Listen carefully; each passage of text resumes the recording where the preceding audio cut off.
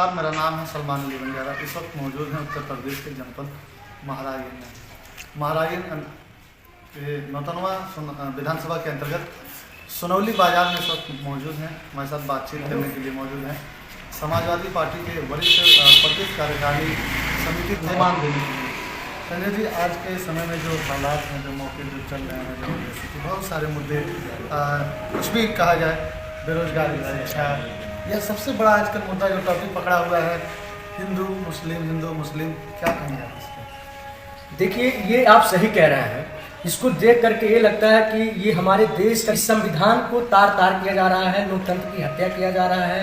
आज जो सदन से लेकर के आज जो मुख्यमंत्री जी हैं, उनका भी जो बयान आता है, कटेंगे बटेंगे और ये सबका DNA एक है, ये सब जो बातें सुन करके इतना, ये हिंदुस्तान सभी का है, चाहे मेरा हो चाहे उनका हो। ये हिंदुस्तान में सभी जाति धर्म के लोग रहते हैं, उनका सम्मान होना चाहिए और उस पर बात नहीं करते। आज देख लीजिए, चाहे आप उत्तर प्रदेश हो चाहे पूरे भारत का देख लीजिए, आज जिस तरीके से कर्जा इतना आगे जो है बढ़ चुका है कि अगर एक प्रति बच्चे के हिसाब से अगर जोड़ा जाए तो लाखों रुपया खर्च में जोड़ा जा रहा है। मैं थोड़ा सा ये चीज़ आपसे समझूंगा।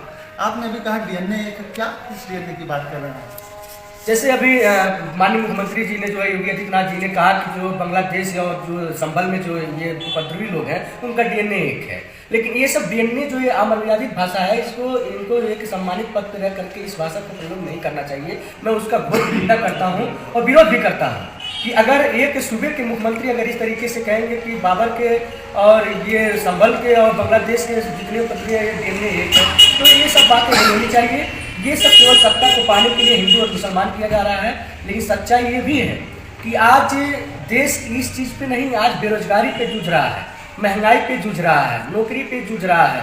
आज इस पे बात नहीं करते, बहुत दुख होता है। आपको बता दें कि अगर जिस तरीके से मुख्यमंत्री जी जो है ये हिंदू मुसलमान की राजनीति कर रहे हैं, अगर इससे हट करके अगर संविधान को लेकर के चलेंगे और यहाँ के युवाओं के लेकर के चलेंगे, तो उनका सबसे पहले जो है मुद्दा होना चाहिए, जैसे आपका युवाओं की नौकरी हो गई, महंगाई हो गई, बेरोजगारी हो गई, ये कैसे खत्म किया जाए। यहाँ वो तो कह रहे हैं इससे कई ज़्यादा बढ़ के धर्म है, धर्म से अगर धर्म है तो देश है। अच्छा, ये बताइए, मैं एक आपको उदाहरण देता हूँ। मेरा एक लड़का जो है पढ़ने गया दिल्ली और एक बच्चे को हम मंदिर में कर रहे हैं या मस्जिद में कर रहे हैं। अच्छा, ये बताइए, मेरा लड़का जो पढ़ करके जो सर्विस करेगा, जो IAS बनेगा, वो मजबूत होगा कि जो मंदिर में बैठेगा और जो मदरसे में बैठ करके धर्म का वो पहाड़ा पढ़ता रहे। ये बताइए, वो आगे जाएगा कि जो पढ़ लिख करके जो देश को जो है आगे जो बढ़ाएगा, वो आगे जाएगा। बहरहाल, शिक्षा की बात में आप जहाँ तक कि यूनिवर्सिटी में पढ़ने वाला लड़का कभी भी सर्वश्रेष्ठ रहेगा, तो क्या चाहते हैं आप? क्या लगता है आपको कि एक मठाधीश से विकास हो सकता है या एक यूनिवर्सिटी में पढ़ने वाले बच्चे से? देखिए, मेरा उदाहरण सामने है दोनों। मेरा मानना है और जानना, मैं उदाहरण के साथ मैं कह रहा हूँ कि जो पढ़ेगा वही देश की तरक्की करेगा, उसी का भविष्य उज्जवल होगा। और ये नहीं कि जो मंदिर में जा करके बैठ करके पूजा करने से, धर्म विशेष पे जा करके बैठ करके वो आगे बढ़ जाएगा, ऐसा नहीं है। उसकी आस्था, सबका आस्था, अपने आस्था के हिसाब से वो अपना काम कर रहे हैं। लेकिन जो पढ़ लिख करके जो आगे जाएगा, उसका भविष्य जो आगे जाएगा। और सबसे महत्वपूर्ण ये विषय है कि हमारे वहाँ जो है भारत में, पूरे भारत में शिक्षा को पहला प्रथम जो है वरीयता शिक्षा को देना चाहिए और युवाओं की नौकरी कैसे मिले उस पर बात करना चाहिए। आरक्षण को लेकर के जो इधर उधर बात किया जा रहा है, उसको भी जो है संशोधन नहीं, जो संविधान के तहत को लेकर चलना चाहिए, ताकि जो है हमारी गरीबी है, ये सर्वे कर लेने कि हमारे देश में कितनी गरीबी है, उस पर बात होनी चाहिए। अभी राहुल कंवल जी का एजेंडा आज गृह मंत्री अमित शाह का एक प्रोग्राम हुआ, उसमें एक वरिष्ठ पत्रकार के द्वारा ये सवाल किया गया कि गृह मंत्री जी, विपक्ष आप पे आरोप लगाती है, आपकी पार्टी पे, कि भाजपा आरक्षण खत्म करना चाहती है। कहते हैं हम तो पिछले ये कहा 14-19 में दोनों हम बहुमत में थे, हमने कोई ऐसे आरक्षण छेड़छाड़ करने की कोशिश नहीं की। इससे तो विपक्ष इस बात को गुमराह कर रहा है, क्या कहेंगे आप? शायद वो जनता को गुमराह करना चाहते हैं। ये संविधान के पन्ने पे वो जो पढ़ा नहीं संविधान है, उसको गुमराह कर सकते हैं। मेरे वहाँ संविधान की पुस्तक रखी हुई है, संविधान पढ़े हुए हैं। संविधान के जो चार के देखिए, 2026 में आरक्षण खत्म करने का 2026 तक का आरक्षण है। अगर वो पूर्ण बहुमत से सरकार अगर अपनी बनाते तो 2026 जो लगते हुए जो आरक्षण को छेड़छाड़ करके संशोधन कर सकते थे। ये सबसे पहला जो हम लोग का आरक्षण बचाव का जो नारा था, ये सत्य था, क्योंकि ये आज उत्तर प्रदेश में पूरे भारत का संविधान जो है 2026 तक का आरक्षण को दिया गया है कि 2026 में जो है आरक्षण जो है दूसरे तरीके से फिर उसको लागू किया जाएगा। तो अगर पूर्ण रूप से उनकी सरकार बनती तो आरक्षण पे ऑटोमेटिक उसका आरक्षण पे छेड़छाड़ होता। इंडिया गठबंधन के आप ये कहा जाए सदस्य भी हैं, सपा और कांग्रेस एक साथ हैं जिलाध्यक्ष। अभी ये कहा जाए कुछ दिनों पहले सदन में, अभी 2 या 3 दिनों पहले अनुराग ठाकुर ने राहुल गांधी को कहा, आप लोग बस ये कहा जाए संविधान की किताब बस लेके घूमते हो जो कि कुछ पैसों में आ जाती है, पढ़ते कभी नहीं है, अगर पढ़ते हो तो बता दीजिए कितने पेज हैं, क्या कहेंगे आप इसमें? देखिए, अनुराग ठाकुर जी का जो बयान है, अगर वो सच में अगर देश के लिए अगर वो बात करेंगे तो सबसे पहला प्राथमिकता संविधान पे होना चाहिए। संविधान से ही हमारा देश चलता है। जो बच्चा अगर वही संविधान अगर हर विद्यालय में पढ़ाया जाता तो शायद इतना क्राइम नहीं बढ़ता। संविधान पढ़ता तो आदमी ये सोचता कि जो अगर हम इस तरीके से इस रास्ते पे जाएंगे तो हमें जो है सजा मिलेगी, इस रास्ते पे नहीं चलाएंगे, हमारा देश इस पे चलता है। तो वो संविधान पे बात नहीं करेंगे क्योंकि उनकी कुर्सी की लालच है। तो राहुल गांधी पे या राष्ट्रीय अध्यक्ष हमारे श्री अखिलेश यादव जी पे या किसी अन्य नेताओं पे जो टिप्पणी करते हैं वो अपवाद है। क्योंकि सबसे पहला प्राथमिकता हम कह रहे हैं, आपसे कई बार हम कह रहे हैं कि संविधान हमारे देश का सबसे पहला, संविधान पे हमारा देश चलता है, संविधान पे लेके चलना चाहिए। और सबसे पहला प्राथमिकता शिक्षा पे होना चाहिए, स्वास्थ्य पे होना चाहिए, महंगाई पे होनी चाहिए, बेरोजगारी पे होनी चाहिए, जो युवाओं की नौकरी कहाँ से सकल, इस पे होना चाहिए। इस पे लोग बात नहीं करते, जात विशेष पे जा करके हिंदू मुस्लिम जात विशेष की क्या बात है? अभी ये कहा जाए कि अगर जात, मैंने जैसे आपको पहले ही कहा कि उनका कहना है कि अगर धर्म नहीं रहेगा तो देश क्या होगा। अच्छा, एक चीज़ आप ये बताइए मुझे, हमारे देश में अभी तो जुडिशरी चल रही है, न्यायिक व्यवस्था चल रहा है, जज जो है ऐसे स्टेटमेंट दे रहे हैं कि हिंदू बहुसंख्यक देश है, भारत में बहुसंख्यक जो चाहेंगे वो होंगे, किस पे क्या कहेंगे आप?